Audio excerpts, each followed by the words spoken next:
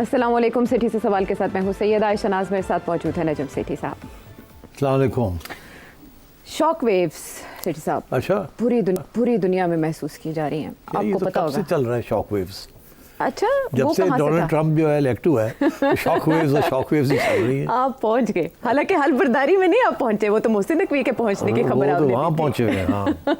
अच्छा, उनकी मुलाकातों के ऊपर भी काफ़ी लबकुशाई और तबसरे किए जा रहे हैं कि उनका विजिट कैसा रहा, वो तो आपसे हम जानेंगे, लेकिन ज़्यादा अहम मामलात हैं अमेरिका के दाखिली और ख़ारिजी।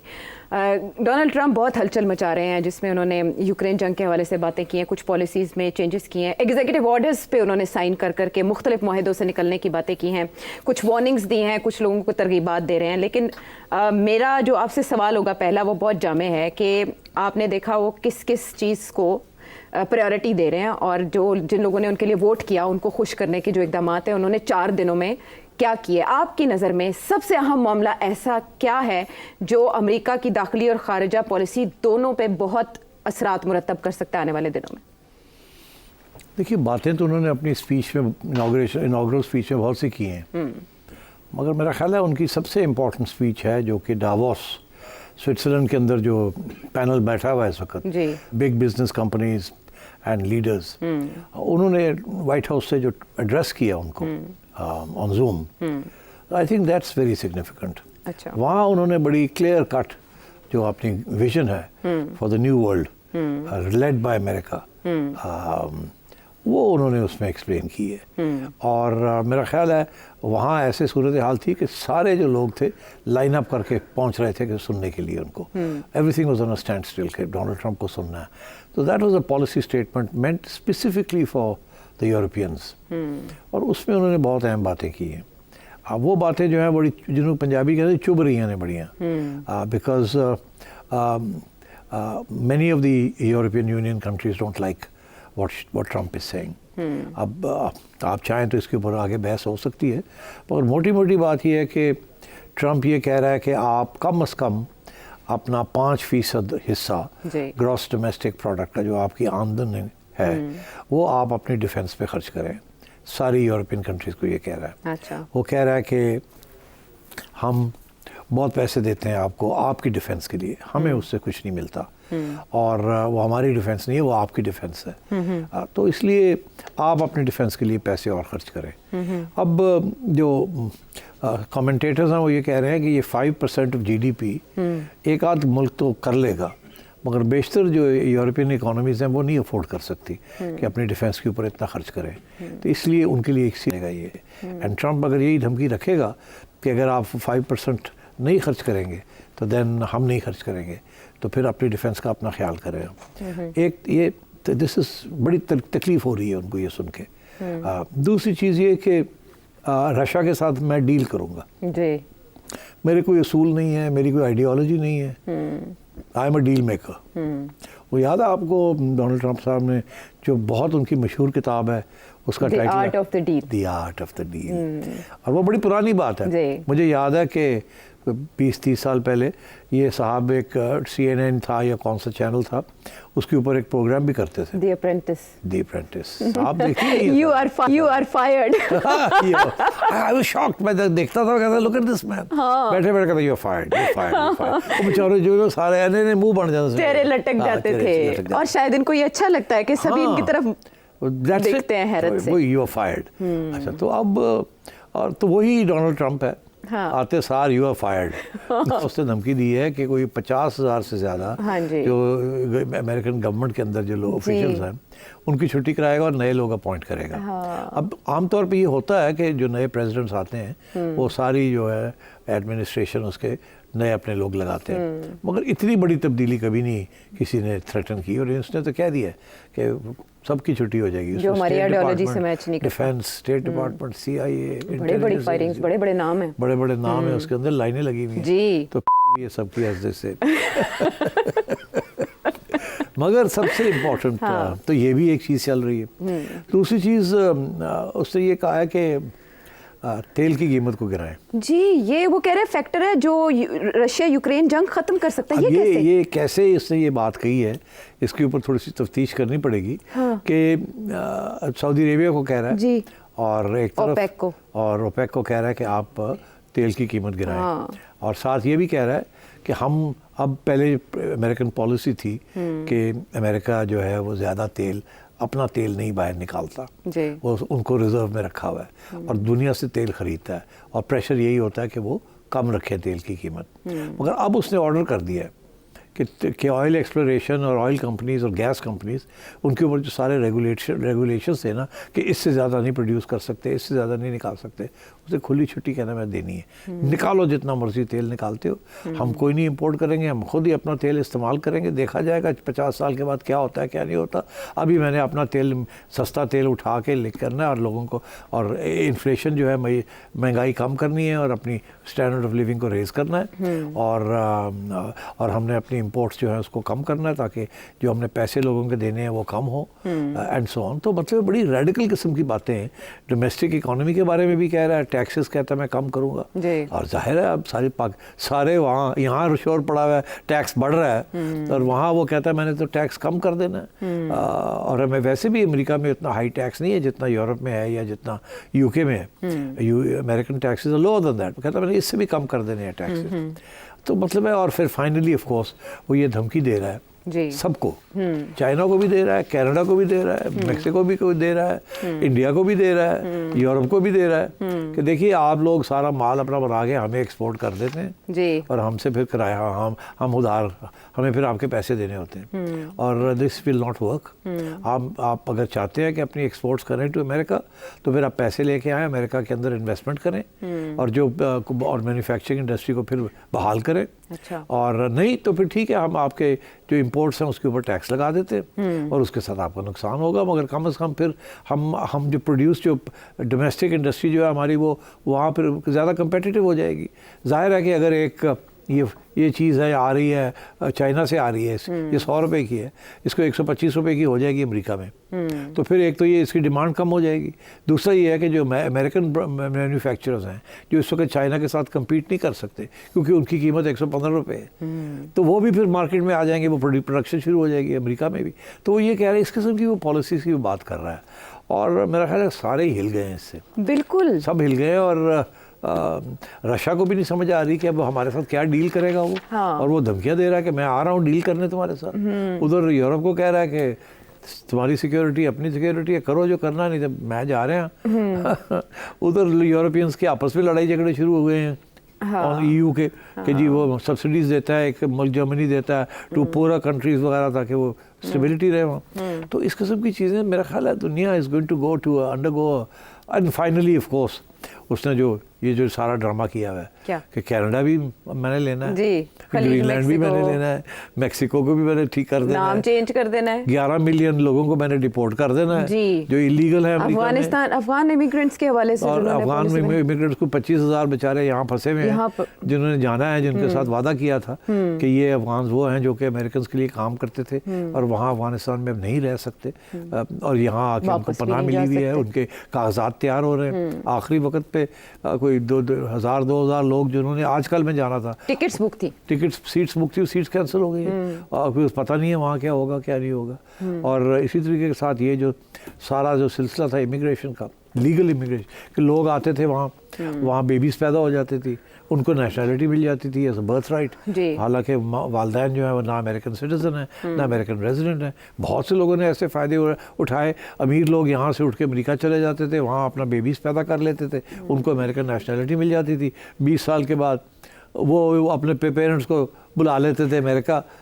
तो ये पूरा एक खाता चल रहा है। अच्छा, ये सदर नायब सदर दोनों की जो अहलियाँ हैं वो इमिग्रेंट्स, दोनों इमिग्रेंट्स हैं, उनकी नेशनलिटी फ्रांस की भी और इसकी भी, और वो ऐसे है कि दोनों जो हैं एंटी इमिग्रेंट्स हैं। और तो मतलब है इस किस्म की चीज़ें हो रही हैं। मैं तो बहुत सी चीज़ें लिस्ट कर सकता हूँ, बट मोटी बात यही है कि उसने जो डावोस में कहा है दैट्स वेरी सिग्निफिकेंट। वो टैरिफ्स में इजाफे की एक बार फिर धमकी दी है। लेकिन आपकी बात से जो सवाल आया जहन में कि ये अफगान इमिग्रेंट्स के हवाले से क्या पाकिस्तान बात करेगा अमेरिका से इन 26,000 25-26,000? पाकिस्तान का तो मसला ये है कि पाकिस्तान तो ऑलरेडी कोई 10 लाख के करीब अफगान्स को भेजना चाह रहा है वापस अफगानिस्तान, जो कि सिविल वॉर के दौरान यहाँ आए थे। तो और वहाँ भी प्रॉब्लम्स हो रहे हैं, और ऊपर से ये वो लोग हैं जिनको अग्रीमेंट हुई थी विद द अमेरिकन गवर्नमेंट कि जी आप इनको साल के लिए रख लें या 15 महीने के लिए रख लें या 6 महीने, जब तक इनके कागजात नहीं होते तो ये फिर अमेरिका में ले लेंगे। अब उनका भी रास्ते रुक गए हैं तो वो भी यहाँ फंसे हुए हैं अब। और जाहिर है ये बोझ हमारे पे ही है और किस पे है, क्योंकि हम भी तो सब्सिडाइज कर रहे हैं ना उनकी रिहाइश यहाँ। कुछ लोग तो अपने वालिदैन या अपने रिश्तेदारों के साथ यहाँ ठहरे हुए हैं, फिर बहुत से लोग ऐसे हैं जिनको फिर कोई ना कोई सब्सिडी मिल रही है फ्रॉम आवर इकोनॉमिक सिस्टम। तो मतलब है ये हमारे लिए भी प्रॉब्लम है। अच्छा, इनके जितने भी इकदाम हैं क्या इससे अमेरिका फर्स्ट झलकता नजर आ रहा है आपको? मेरा नहीं ख्याल ये पूरा ये ना make America great again Moga ये उसने जो स्लोगन किया है, इससे मेरा नहीं ख्याल अमेरिका ग्रेट होगा। मेरा ख्याल है कि अमेरिका की ग्रेटनेस 2 चीज़ों में थी। एक थी उसकी मिलिट्री पावर, ठीक, और मिलिट्री पावर के साथ उसकी इकोनॉमिक स्ट्रेंथ थी, ठीक, क्योंकि डॉलर जो था वो इसीलिए स्ट्रांग था बिकॉज उस मिलिट्री पावर के जरिए उसको इम्पोज किया गया था। अच्छा, एक तरफ। दूसरी तरफ ये थी कि अमेरिका कोट अनकोट कहता था we are the leader of the free world. तो जो सारी जो वेस्टर्न कैपिटलिज्म की जो एम्बिशंस थी सारी, उनको प्रोटेक्ट करने के लिए अमेरिका वाज द गार्डियन। और उस गार्डियन के लिए इंटरनेशनल इंस्टीट्यूशंस बनाई गई थी, जैसी IMF है, वर्ल्ड बैंक है, health organization and so on, बहुत सी इंटरनेशनल, और UN फॉर एग्जांपल सबसे बड़ा supporter of all these international organizations, जिसे आप वो कहते हैं new rules based order, new rules based order. उसका डिफेंस तो अमेरिका करता था। अब अगर अमेरिका ने उधर से पीछे हट जाना है तो एक किस्म की आइसोलेशन में जा रहा है अमेरिका, और बाकी जो दुनिया है जो कि डिपेंडेंट है ऑन अमेरिका, उनका क्या होगा? जैसे मैंने कहा, यूरोप से लेके कोई मुल्क नहीं है जो अमेरिका के ऊपर डिपेंडेंट नहीं है इन वन वे और द अदर, वेस्टर्न कंट्रीज में से, और even some third world countries including Pakistan. तो अगर उसने अपना हाथ उठा लिया तो फिर ये इनका क्या होगा? तो एक किस्म का नया केओस ना इमर्ज कर जाए इन द इंटरनेशनल ऑर्डर। ये रूल्स बेस्ड ऑर्डर से rules based disorder, non rules based disorder ना बन जाए। एंड तो अभी इब्तदा है, पता नहीं कितनी चीज़ें ये करेगा, या कितनी धमकी है और डील्स करेगा, या एक्चुअली यूनिलैटरली पुल आउट कर लेगा, वी डोंट नो। बट क्योंकि वो बड़ा ट्रांजैक्शनल बंदा है, हर बात उसके लिए डील होती है, हर बात वो डील करता है। तो कुछ लेन देन हो जाए तो ख़त्म हो बात। तो अगर तो उसने लेन देन वाली बात की और लोगों ने कहा चलो जी ठीक है मुकमुका करो, तो फिर तो रूल्स बेस्ड ऑर्डर जो है थोड़ी सी अमेंडमेंट के साथ चल सकता है। मगर अगर लोगों ने रेजिस्ट किया और इसने कहा नहीं मेरी डील एक्सेप्ट करो नहीं तो मैं नहीं करता, जिसे डील नहीं कहा जा सकता, किसी वन साइडेड यूनिलैटरल किस्म की यूनिलैटरलिज्म कहा जा सकता, तो फिर क्या होगा? तो अभी भी इट्स वेरी अनक्लियर कि कितनी बातें इसने ड्रामा के लिए की हैं, धमकी के लिए की हैं, इसकी एम्स ऑब्जेक्टिव्स वही हैं जो ये कह रहा है या उससे कम है, और ये ज़्यादा पुश कर रहा है ताकि वो अपने जो मिनिमम एजेंडा है वो अचीव कर ले।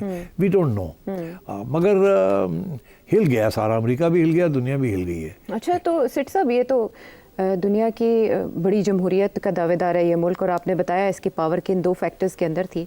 एग्जीक्यूटिव ऑर्डर के ज़रिए आगे बढ़ने का क्या मतलब है, और जवाब में 22 रियासतों का भी कोर्ट में जाना और चैलेंज करना इन एग्जीक्यूटिव ऑर्डर्स को, क्या अदालतें रस्ते में खड़ी होंगी? रुकावटें क्या आएंगी? वो शहरियत का हक हो या इमिग्रेंट्स के मामला? नहीं, देखिए, सवाए एक आध के जिसका कॉन्स्टिट्यूशनल इशू बन जाता है, बाकी तो executive orders are not constitutional issues.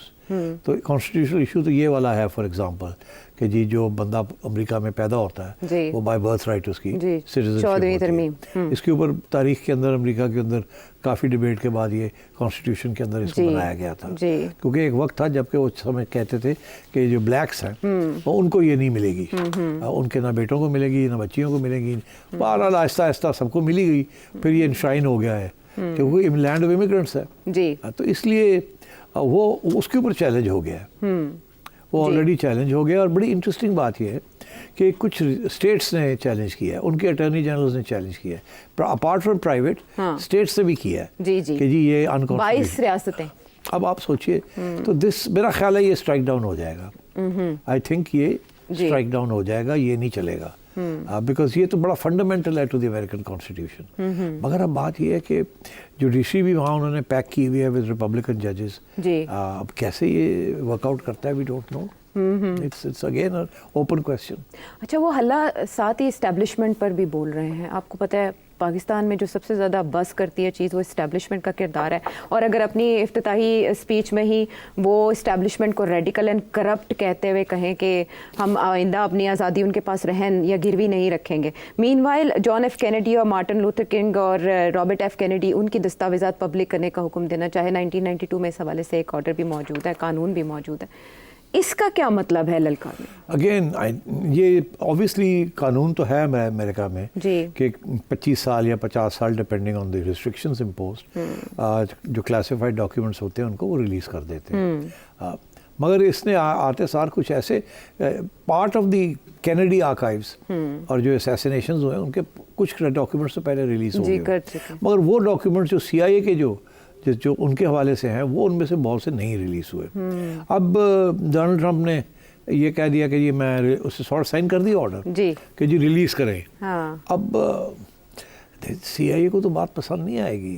I think intelligence agencies तो जो भी उनकी इंटेलिजेंस रिपोर्ट्स होती हैं उनको बड़ा सेफ गार्ड करके रखते हैं बाद में भी। तो इसने आते सार जो है classified documents relating to the assassination of John F. Kennedy, Martin Luther King and Robert Kennedy और कर दिया। और देखे ना उसने जो इशारा किया है, जिस पेन के साथ उसने साइन किया है ये ऑर्डर, हाँ, रॉबर्ट एफ कैनेडी को दे दे, कहा कि उसके बेटे को दे दें, जूनियर को दे दें।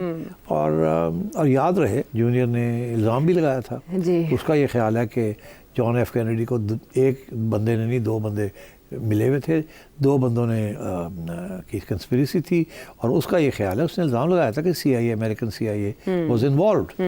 और इसी तरीके के साथ जब उसको पूछा गया कि भाई तुम्हारे वालिद साहब जो थे उनका भी जो असैसिनेशन हुआ उसमें भी तुम you think CIA was involved, तो उसका ये कहना I don't know for sure, but मेरा ख्याल है कि उधर भी बिकॉज डोंट फॉरगेट कैनेडी ने शुरू में जब वो आया था तो कैनेडी ने भी एंटी एस्टैब्लिशमेंट पोजीशन इख्तियार की थी अबाउट वॉर्स। अच्छा, वॉर्स के बारे में he was also anti the American influence outside creating new war situations। तो सारी इंटेलिजेंस कम्युनिटी जो और मिलिट्री इंडस्ट्रियल कॉम्प्लेक्स जो है वो तो वॉर्स के ऊपर जिंदा है।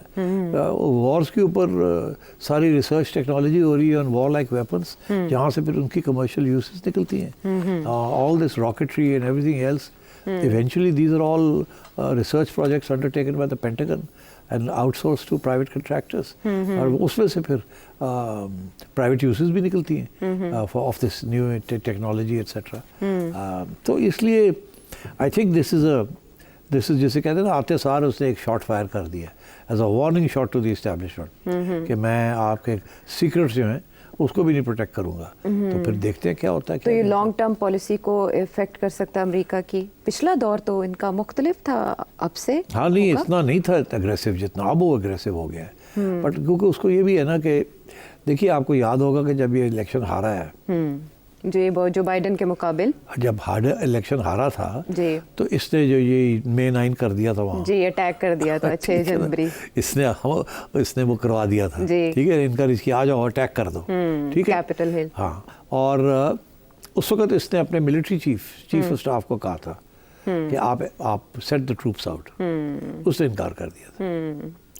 तो उसका नाम भी है हिट लिस्ट के ऊपर। अच्छा, हाँ, वो फायर कर दिया है। मार्क मिली की बात कर रहे हैं? हाँ, बिल्कुल, हाँ, उसको फायर कर दिया आते सार ठा करके। तो अब बात यह है कि एक तरफ ये किया है, दूसरी तरफ वो जो लोग थे जिनको सजाएं हुई थी सबको पार्डन कर दिया। हाँ, सबको पार्डन कर दिया आते सार, मतलब अभी पहुंचा नहीं है तो पार्डन कर दिया।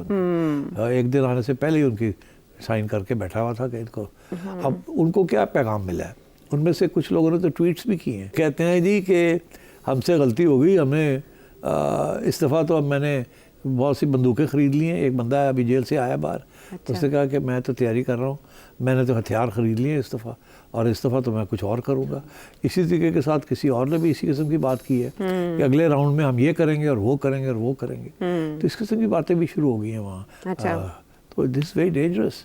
आपने इनकरेज किया है किस्म के ऑल दोज जिन्होंने लॉ ब्रेक किया और एक इंसरेक्शन करने की कोशिश की। तो अब उनको आपने पार्डन कर दिया, और वो तो बिल्कुल जिसे कहते हैं ना खरांट हो गए हैं। वो कहते हैं ऐसी की तैसी, हमारा प्रेसिडेंट आ गया है, अब हम हथियार भी रखेंगे, ये भी करेंगे, वो भी और वैसे ही हथियार हैं अमेरिका के अंदर तो जी। बहुत से हथियार हैं, हर एक के पास ही लाइसेंस्ड वेपन्स हैं। तो बात यह है कि इसके साथ तो दिलेरी और होगी to commit acts, unconstitutional acts. तो ये आई थिंक इस किस्म की चीज़ें अब अमेरिका में लोग बड़े परेशान हैं कि होगा क्या। तो इसके जवाब में दुनिया से रिस्पांस आप कैसा आता देख रहे हैं? स्पेशली चाइना एंड रशिया कैसे रिएक्ट करेंगे? सऊदी अरब के साथ तो, सऊदी वली अहद के साथ तो उनकी बात भी हुई है। सऊदीज़ को उसने 2 बातें कही हैं। उन्होंने कहा कि देखिए हम आपका डिफेंस करते हैं, अब आप भी अपना मेहरबानी करें और पैसे खर्च करें और अपना डिफेंस जो है वो भी आप अपने हाथों में लें। सऊदी अरेबिया ने कहा कि जी हम 600 बिलियन 600 बिलियन हम और इन्वेस्टमेंट करेंगे जी। तो उसने कहा कि जी 600 बिलियन हम इन्वेस्ट करेंगे जी। और उसने आगे से कहा नहीं ये काफ़ी नहीं है, आप 1 ट्रिलियन करें 1000 बिलियन आप इन्वेस्टमेंट करें। सऊदी अरेबिया को कहा है और वो इन्वेस्टमेंट का नाम लिया जा रहा है, दरअसल वो कुछ और चीज़ है, वो हथियार खरीदे हमसे। ओके। इन्वेस्टमेंट करें इन दी अमेरिकन आर्मामेंट्स इंडस्ट्री, वहाँ से आप ऑर्डर्स प्लेस करें for weapons and that is your investment in the American economy and also investment in your own defense। तो उनको तो ये कह दिया, साथ ये कहा कि तेल की कीमत कम करें। तो आप सोचिए वो किस किस्म की चीज़ें सोच रहे हो। तो दोस्ताना ताल्लुकात रहेंगे फिर भी इन डिमांड्स के बाद भी? मसला सबसे बड़ा क्या है कि ये सारे मुल्क जो हैं ये सारे इतने डिपेंडेंट हो चुके हैं अमेरिका के ऊपर कि ये आंखें भी नहीं दिखा सकते। अगर दिखाते हैं तो वो डिपेंडेंसी की वजह से ये क्रिपल हो जाएंगे। तो इसलिए अब इसके साथ डील ही करनी पड़ेगी, हर एक को बैठना पड़ेगा अक्रॉस द टेबल और कोई ना कोई डीलें करनी पड़ेगी अपने आप को बचाने के लिए। और अगर ये पुल आउट करता है तो बड़ा तकलीफ होगी सबको।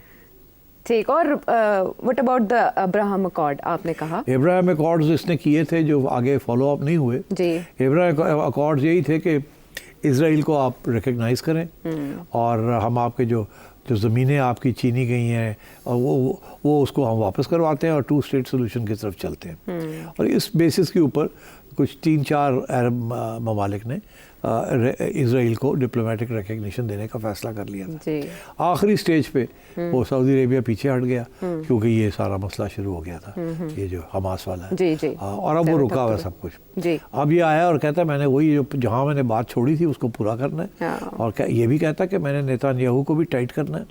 मिलने जा रहे हैं उनसे। हाँ, उसको भी मैंने कहना पीछे हटो और इनको मैंने कहना तुम भी पीछे हटो। तो नहीं तो इसराइल को मैं कहूँगा कि मैं नहीं सपोर्ट करता तुम्हें और उधर उनको कहूँगा कि मैं तुम्हें नहीं करता और दोनों जो है उसके बगैर रह नहीं सकते। तो he is got a leverage बड़ी है ना अमेरिका के पास, इसराइल के ऊपर भी और मिडिल ईस्टर्न कंट्रीज के ऊपर भी। हाँ, अच्छा खासा शोरगुल है पॉलिसीज़ के हवाले से, बहुत सी डायमेंशन जो है वो खुल रही हैं, कहीं जंगों से निकल रहे हैं तो कहीं तनाज़ात बढ़ा रहे हैं। डोनाल्ड ट्रंप आने वाले दिनों में मज़ीद क्या कर सकता है, उनकी डायरेक्शन क्या होगी, ये आपने जाना। वापस आते हैं एक ब्रेक के बाद।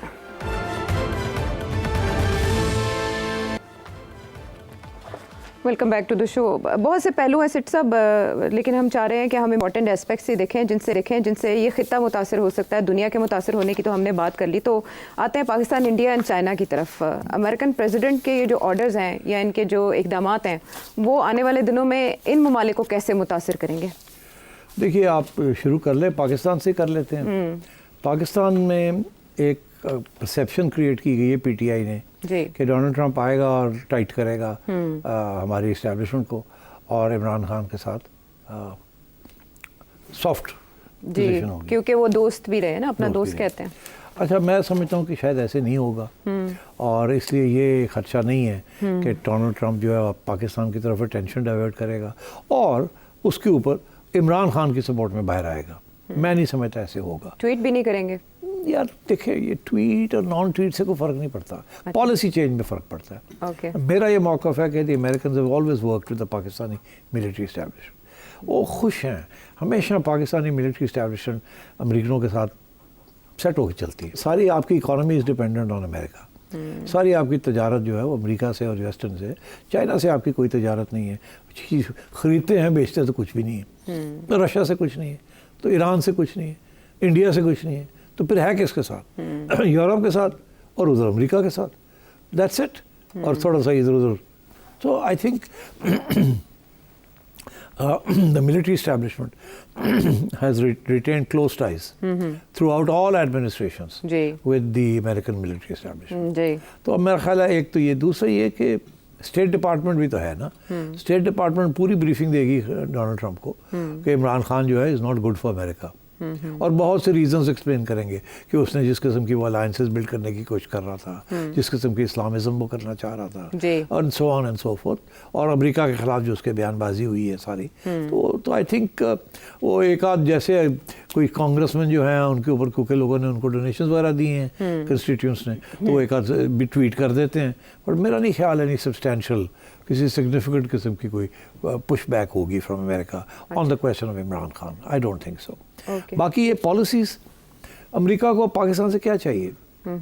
अब सवाल ये है कि जो अब अमेरिका ने नई बात की है कि जी अफगानिस्तान में कोई $6 अरब के हथियार अमेरिकन फोर्सेस छोड़ गई हैं वहाँ, एस्टिमेट ये है 6 to 7 बिलियन। उसमें से बहुत सी चीज़ें जो वो अमेरिका ने लिस्ट की है, उसमें से वही स्मॉल आर्म्स हैं, हर किस्म की राइफल्स हैं, हर किस्म की पिस्टल्स हैं, रॉकेट लॉन्चर्स हैं, बजूकास हैं, वगैरह वगैरह, और इसके साथ हमवीज हैं उनकी, फिर कुछ टैंक्स भी होंगे, एंड फिर नाइट विजन डिवाइसेस हैं, फिर हेलीकॉप्टर्स भी कुछ छोड़ गए हैं पीछे, ठीक है जी। तो इस किस्म की चीज़ें हैं, और उन्होंने एस्टिमेट लगाया कि this is worth about 7 billion. अब वो अगर अफगानिस्तान को कहेंगे ये वापस कर दे, तो अफगानिस्तान तो नहीं वापस करेगा। उनमें से बहुत सी चीज़ें तो बिक गई हैं कुछ पाकिस्तानियों ने ख़रीद ली होंगी, कुछ इधर उधर चली गई होंगी मुख्तलिफ वहाँ भी जो सराउंडिंग कंट्रीज़ हैं, और कुछ जो है वो अफगानों ने, और वो चल भी नहीं होंगी, वैसे ही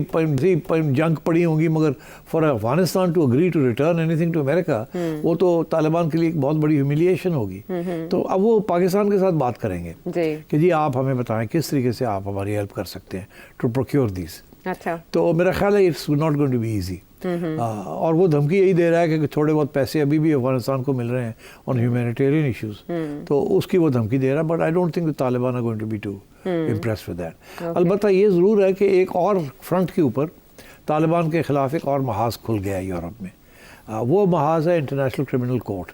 अच्छा, जो ICC है, वहाँ प्रोसिक्यूटर्स कह रहे हैं कि तालिबान की जो लीडरशिप है, मुल्ला हिबतुल्लाह और हकानी साहब, इनको दे आर टेररिस्ट, और इन्होंने ख़वातीन के ऊपर जो कानून लागू किए हैं, they're against human rights and they're terrible वगैरह, और इनको गिरफ्तार किया जाए, अरेस्ट वारंट्स किए जाएँ। अभी ऐसे वारंट्स इशू नहीं हुए, मगर एक किस्म का महाज बनना शुरू हो गया है against them, and I think इस किस्म की चीज़ें चलेंगी। ट्रंप उसको तेज करेंगे, मेरा नहीं ख्याल ज़्यादा इसके ऊपर होगी। ये धमकी होती है, ये किस्म के प्रेशर पॉइंट्स होते हैं, पर मेरा ख्याल तालिबान के ऊपर प्रेशर पॉइंट्स चलते नहीं इतने। तालिबान ने अब रूस के साथ अपने तल्लुकात बनाने शुरू कर दिए, ईरान के साथ बनाने शुरू कर दिए, चाइना के साथ बहुत आगे बढ़ गए हैं वो, और सेंट्रल एशिया के साथ भी उनके बढ़ने शुरू हो गए। एक पाकिस्तान है जिसके साथ तल्लुकात ठीक नहीं है, but so I think the Afghans, और उनकी जो इकॉनमी है वो भी बड़ी प्रिमिटिव किस्म की इकॉनमी है, तो मेरा ख्याल है they are not going to be threatened by American threats like this. But अलबत्ता ये है कि पाकिस्तान के ऊपर प्रेशर आएगा कि आप करें कुछ। अच्छा। और अगर पाकिस्तान कुछ क्या कर सकता है? कुछ भी नहीं कर सकता। What can Pakistan do? वो अपने नहीं मसले हल कर सकता, तो अमेरिकनों के मसले उससे कहाँ हल करने हैं? ठीक। मगर जो रियल इशू होना है, that is going to be India. America, India is going to be like this. वो जो पहले था ना कि इंडिया अमेरिका के बड़े तल्लुकात बन रहे हैं, ये है अंडर द डेमोक्रेट्स, तालिबान ये है ना, इसने आके इंडिया को बहुत स्ट्रॉन्ग करना है। अच्छा। और आते सार आपने देखा वो जो क्वाड कॉन्फ्रेंस हुई है, उसके अंदर बड़ी स्ट्रॉन्ग कमिटमेंट्स हुई हैं from the Americans and others कि एंटी चाइना फ्रंट बनाना है। हाँ हाँ। और ये एन मुमकिन है कि अमेरिका पाकिस्तान को ये कहे कि आप इंडिया के साथ तल्लुकात ठीक करें। अच्छा, ओके, ताकि इंडिया को फ्री हैंड मिल जाए to not worry about you, but focus on American aims and objectives against China. Okay, तो अब वो हमारी तरफ से तो हम ये कहेंगे जी हम क्या कर सकते हैं, हम तो वैसे ही कुछ नहीं कर रहे, हमने तो जिहादे शादे बंद कर दिए हैं, मिलिटेंट इस्लाम ख़त्म हो गया है, सारे जिहादी ऑर्गेनाइजेशन फारग हो गई हैं, और कश्मीर तो इंडिया ने ऑलरेडी हज़म कर लिया है, और वहाँ तो अब थोड़ी बहुत पहले से ज़्यादा स्टेबिलिटी आ गई है, हम तो कोई इंटरफेयर नहीं कर रहे, तो और हम तो ट्रेड भी शायद शुरू करना चाहते हैं, इंडिया नहीं शुरू करना चाहता, तो इस किस्म की बात, तो मेरा ख्याल है कि वो हम तो वैसे ही we are not creating trouble for India. तो अगेन सिर्फ ये ज़रूर होगा कि इंडिया जो है वो बड़ा हो जाएगा ना, चौड़ा, हाँ वो चौड़ा हो जाएगा। अच्छा, इंडिया अगर चौड़ा होया तो उन्हें फिर साड़ी अखा कटते रहना साढ़े वाल। ठीक है, जयशंकर साहब तो पहुंचे हुए थे, हमारे मोहसिन नकवी साहब इंटीरियर मिनिस्टर, वो फॉरेन मिनिस्टर, हमारे तो कहीं और थे और वो कहीं और थे। हाँ वो तो फ्रंट रो में थे सामने, बिल्कुल। तो इससे जाहिर होता है जो आपकी बात है कि वो कैसे होंगे, यूं होंगे। Absolutely in the front row, invited. अच्छा, तो अनडॉक्यूमेंटेड इंडियंस के हवाले से इंडिया कैसे तैयार हो गया? क्या वो इन पे बात नहीं करेगा या वो मामूली हिस्सा है? नहीं, वो तो स्ट्रेट अवे इंडिया मान गया। कैसे, ये कैसे? क्योंकि यार इंडिया को क्या फ़र्क पड़ता है, 50,000 बंदा वापस आ जाता है। अच्छा, मिलियंस वहाँ गए हुए हैं already. Indians occupy very important positions in multinational corporations, big American corporations, Senate, Congress के अंदर हर जगह पे इंडियंस पहुंचे हुए थे। अगर उनमें से वर्किंग क्लास के कुछ लोग 20-30 हज़ार लोग वो वापस रिपोर्ट कर देता तो what's the big deal? India कहेगा नो प्रॉब्लम। बड़े इंडियंस आर वेरी प्रैग्मेटिक इस किस्म की चीज़ में, कोई इशू नहीं बनाते इस किस्म की चीज़ों को। और उनके ऊपर प्रेशर होगा कि भाई आप अपने जो इंडिया ने टैरिफ्स लगाए हुए ना अमेरिकन गुड्स के ऊपर, कि अमेरिका के जो सामान है वो इंडिया में इतनी आसानी के साथ नहीं आ सकता, बड़ी ड्यूटीज हाई रखी हुई है अपनी इंडस्ट्री को प्रोटेक्ट करने के लिए। वो डोनाल्ड ट्रंप कह रहा है कि अगर तुम उसको गिराओगे नहीं अपने टैरिफ्स को तो मैं भी लगा दूंगा। तो वहाँ अब थोड़ी बहुत लेन देन इंडिया के साथ होगी। अच्छा, तो चाइना एंड रशिया, उनके लीडर्स की टेलीफोनिक गुफ्तगू, इनके ओथ उठाते साथ 90 मिनट्स तक उन्होंने आपस में बात की। क्या ख्याल है, आप वो नए दौर से देख रहे हैं अमेरिका के साथ ताल्लुकात? नहीं, देखिए अब जाहिर है परेशानी तो है ना कि अब ये क्या करेगा। चाइना के साथ तो उसने दो बातें चल रही है ना इस वक्त जी। एक तो टिकटॉक बैन करके लिफ्ट कर दिया कि इधर बेच दें आप अमेरिका में किसी को, और मस्क को कह रहा है कि तुम खरीद लो। हाँ जी, एलॉन मस्क को कह रहा है तुम खरीद लो। तो मसला हल हो जाएगा। 50% तुम रख लो, 50% गवर्नमेंट ऑफ यूनाइटेड स्टेट्स रख लेती है, टिकटॉक रख लो। वो मसला क्या है, टिकटॉक ने जो डेटा कलेक्ट कर लिया ना फ्रॉम अमेरिकन, इनको बड़ा डर लगा हुआ है। इट्स सो ह्यूजली पॉपुलर और उनके पास हर किस्म का डेटा आ गया है बिकॉज ऑफ सब्सक्रिप्शन। तो वो डरे हुए हैं अमेरिकन कि यार ये इन्फॉर्मेशन आगे जाके इन्फॉर्मेशन की जंग होनी है। जो भी जंगें होनी है they are going to be based on information. और वो इंफॉर्मेशन टेक्नोलॉजी जो है वो TikTok is a Chinese company और अ चाइनीज़ सपोर्टेड कंपनी। तो मेरा ख्याल है कि इस किस्म के इश्यूज अब होंगे। अब वहाँ पहला आएगा टेस्ट कि will TikTok band, will they do a deal, because उसने अदालत से तो फैसला ले लिया है कि ये बैन जो लगाया ये सही है। ठीक है ना, वहाँ के जो सुप्रीम कोर्ट ने कह दिया ये ठीक है, बैन फारग करो टिकटॉक। तो अब क्या टिकटॉक जो है वो सेल आउट कर देगी या कोई और डील होगी जिसमें टिकटॉक का भी थोड़ा सा हिस्सा रहेगा, मगर जो control over the resources of TikTok, जो एल्गोरिथम्स बने हुए हैं वो सारा क्या वो फिर इलॉन मस्क ले लेगा या अमेरिकन गवर्नमेंट ले लेगी? I think we have to wait and see. उसको टाइम दे दिया उसको कि जी आप हमारे साथ बैठ के बात करें। तो मेरा ख्याल है they will find a solution. वही ना आर्ट ऑफ द डील, वो डील करेगा। और दूसरा इशू है कि चाइना के साथ जो मेन इशू है सरप्लस का, चाइना जो है उसकी इकोनॉमिक ग्रोथ जो है वो based on manufacturing industry. Manufacturing industry के cost are low, quality is high, so they're exporting all over the world, including to America. So उनके बहुत बड़े surpluses बन चुके हैं। अमेरिका ने उनके हज़ारों अरबों डॉलर देने हैं चाइना के, ठीक है ना। तो अब वो ये कह रहा है कि इसको कम करो, आपके गुड्स के ऊपर मैं टैरिफ लगा दूंगा, नहीं तो आपने जो हमारे गुड्स के ऊपर लगाया हुआ अगर कम करें या आपने जो करेंसी उसको डिवैल्यू करें, करेंसी को गिराएं ताकि सस्ता हो जाए अमेरिकनों के लिए। तो इस किस्म की वो चीज़ कर रहे हैं। और उनका मेजर जो एम है वो कहता है मैंने महंगाई कम करनी है। और ये सारी चीज़ें जो है दर एम्ड एट टू ऑब्जेक्टिव्स। एक ये कि महंगाई कम हो, दूसरा ये कि वहाँ लोकल अमेरिकनों को एम्प्लॉयमेंट और जॉब्स मिले। अगर इंपोर्ट्स कम होंगी तो फिर लोकल मैन्युफैक्चरिंग बढ़ानी पड़ेगी। इसीलिए वो कह रहा ना कनाडा को कि तुम्हारी गाड़ियाँ नहीं हमें चाहिए, तुम्हारे ये लकड़ी जो आती है नहीं, हमारे बड़े जंगल हैं यहाँ, तुम सीधे हो जाओ तुम, और गाड़ियाँ जो वहाँ बन रही है वो हमारे यहाँ भी बन सकती हैं। तो ये ऐसी क्या बात है, तो तुम सीधे हो जाओ, नहीं तो हम ये करेंगे वो करेंगे। थानेदार की तरह के हैं ना सारी धमकियां। बिल्कुल थानेदार, सुल्तान राही या थानेदार, बिल्कुल SHO है ये फड़काने वाला। ये स्टेटमेंट, आपकी स्टेटमेंट से मुझे मोहसिन नकवी साहब याद आ गए। उन्होंने कहा था बस एक SHO की मार है ना बलूचिस्तान के मसाइल। याद है आपको ये कहा था? तुम मोहसिन नकवी साहब के ऊपर क्यों इतना हर वक्त पूछती है? असल में हमारी तरफ से एक ही तो शख्सियत वहाँ पहुंची और आपने कहा वो कहीं और, वो कहीं और थे।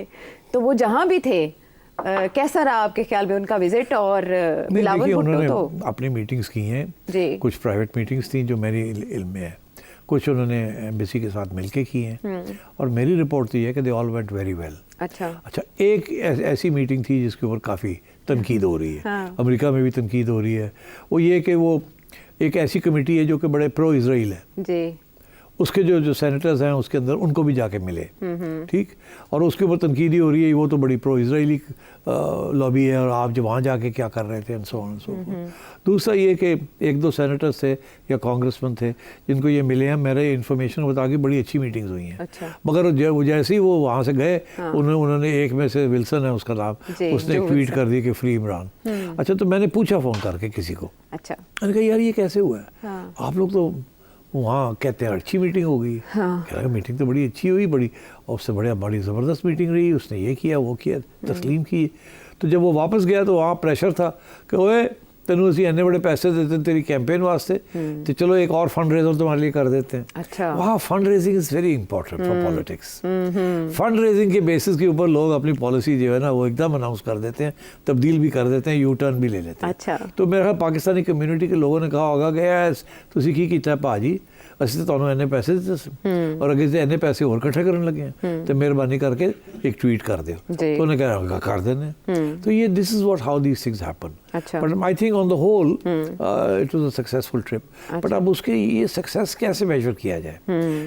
ये these people will not have any influence on Donald Trump. Senate और कांग्रेस के अंदर रेजोल्यूशंस होती रहती हैं। अभी एक कांग्रेसुअल कमेटी की मीटिंग हुई है, वहाँ 3-4 पाकिस्तानी सहाफ़ी उन्होंने पाकिस्तान के बारे में बात की है कि जी यहाँ ये हो रहा है, यहाँ ये हो रहा है, यहाँ ये हो रहा है, हम जला वतन हुए हैं, बड़े जुल्म हो रहे हैं वहाँ वहाँ। तो उन लोगों ने सुन ली बात और मेरा ख्याल है कुछ हमदर्दी का भी इजहार किया, हाँ हाँ बुरी बुरी बात है, ये है वो है, मगर उसका कोई असर कोई नहीं है। इन चीज़ों का जब तक प्रेसिडेंट, स्टेट डिपार्टमेंट और president of the United States ना समझे कि there is some tactical gains to be made, तो ये कांग्रेस की बातें इतनी नहीं सुनते। अच्छा। इसीलिए होता यही है कि कांग्रेसमैन आते जाते रहते हैं, हम लोग इंटरेक्शन करते रहते हैं, but at the end of the day कोई सैंक्शन, कोई चीज़ वर्क नहीं करती जब तक एडमिनिस्ट्रेशन उसको सपोर्ट ना करे। तो कांग्रेसमैन जो है वो बिल शिल्स फ्लोट करते रहते हैं, ठीक है, मगर उसका कोई असर नहीं होता जब तक एस्टैब्लिशमेंट जो वाइट हाउस है या state department and white house and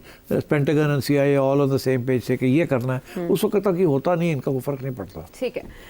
Mohsin Naqvi साहब तो बड़ी मुलाकात नहीं कर पाए, बल्कि वो जिस तकरीब में भी थे उसके बारे में भी कहा जा रहा है कि वो मेन तकरीब नहीं थी जहां वो पहुंचे, या वीडियो उनकी जारी की गई। लेकिन बिलावल भुट्टो जरदारी साहब को दावतनामा मौसूल होने की खबर सबसे पहले आई। आज उन्होंने मीडिया से बात करते हुए क्लियर किया कि वो नाश्ते पे मधु होंगे, तो वहाँ उनकी मुलाकात हो पाएगी डोनाल्ड ट्रंप से? मोहसिन नकवी देखिए, मुझे याद है कि वो सही कहते हैं कि मोहतरमा हमेशा जी इन पावर और आउट ऑफ पावर वो ब्रेकफास्ट मीटिंग में हमेशा पहुंचती थी। जी, जॉर्ज W. बुश से उनके एडमिनिस्ट्रेशन से अच्छे ताल्लुकात थे, उन्हीं के दौर में, अच्छे हों या ना हो, she would always go to breakfast meetings with the president of the United States, especially जब वो पावर में नहीं थी ना, उस वक्त तो जाती थी हमेशा। अच्छा, ये ब्रेकफास्ट मीटिंग्स की खास अहमियत नहीं होती, सिर्फ ये होता है कि सलाम दुआ हो जाती है, हेलो हाय हो जाती है, नज़र आ जाते हैं आप, और कुछ लोगों से आपकी बातचीत हो जाती है।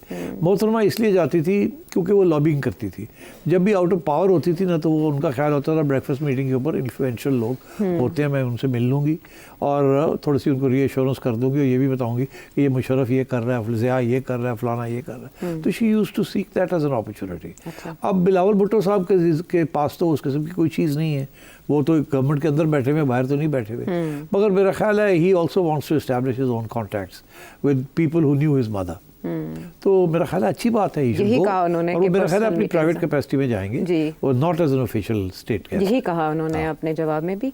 मोहतरमा 2004-2007 में वहाँ नाश्ते पर मदऊ थी, यानी उन्हें डायरेक्ट मुलाकात का डोनाल्ड ट्रंप से हो जाती है ना, सलाम दुआ डायरेक्ट, ठीक है, और ये पर्सनल लेवल पर ही होगा, इसका वसी तनाजुर में फिर रहे होते हैं ना सारे, एक दूसरे को सलाम दुआ ले रहे होते हैं, ठीक। और अब जब आप कहीं चले जाएं यहाँ शादी पे, तो प्राइम मिनिस्टर साहब आए हों या नवाज शरीफ साहब आए हों, तो क्या होता है, ठीक, क्या होता है उसमें? जाहिर है वो एक तस्वीर साथ बन जाती है, और एक लाइन लगी हुई होती है ना, मुलाकात हो जाती है, हाँ, एक लाइन लगी हुई होती है, ठीक है, धक्के लग रहे होते हैं, कौन जाके सलाम दुआ लेगा, और वो मियाँ साहब या छोटे या बड़े अस्सलाम वालेकुम हट दूजा आ गया अस्सलाम वालेकुम, बस इससे ज़्यादा कुछ नहीं होता। और ब्रेकफास्ट मीटिंग्स में भी अगर डोनाल्ड ट्रंप लाइन लगेगी तो फिर यही होगा, और दिखावा होता है ना कि मैं आया था आपको सलाम करने के लिए, और एक तस्वीर बड़ा 1000 वर्ड से ज़्यादा असर रखेगी। चले, बहुत से सवालों के जवाब मिल गए और बहुत से प्रोग्राम्स में जानते रहेंगे। सेठी साहब से एक ब्रेक के बाद आते हैं।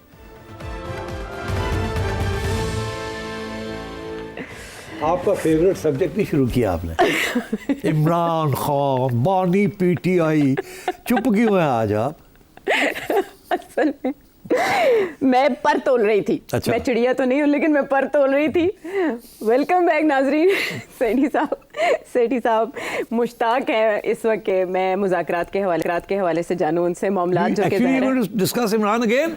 जी आई हैव टू। यार इतने सवाल आए भी होंगे लोगों के। असल में हाँ बिल्कुल, ये बिल्कुल मेरे पास लिस्ट है लेकिन वो कल पे संभाल रखेंगे। आज के लिए ये कि जावेद लतीफ़ साहब कह रहे हैं कि जो मुज़ाकरात इमरान खान साहब से हो रहे हैं ना, ये आलमी दबाव पर हो रहे हैं, तो ज़ाहिर है अब रेलेवेंट तो हो गया ना ये मामला।